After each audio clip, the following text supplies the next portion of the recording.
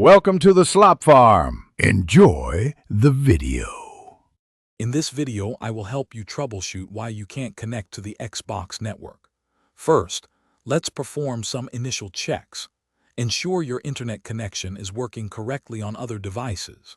Then, try restarting your Xbox console by holding the power button for 10 seconds, and also power cycle your router and modem.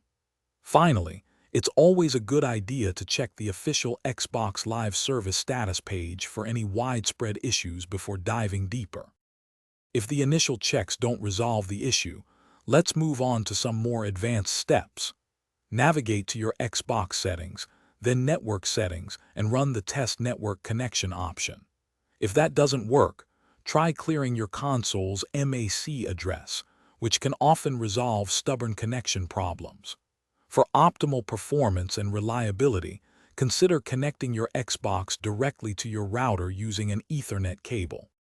Sometimes your home network equipment might be the culprit. Check your router settings to ensure Universal Plug and Play, or UPnP, is enabled, as this helps your Xbox communicate effectively. If UPnP isn't an option, you might need to manually open specific ports.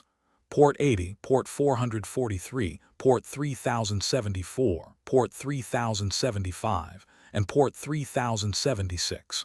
Also, try temporarily disabling your router's firewall to see if it's blocking the connection. If all else fails, there are a couple of last resort options. You can perform a factory reset on your Xbox, choosing the option to keep your games and apps, which often resolves software glitches. If the problem persists, it might be an issue with your internet service itself, so contact your internet service provider. Finally, don't hesitate to reach out to Xbox support. They have dedicated teams ready to help you get back online. Thanks for watching. Consider subscribing if we helped you today.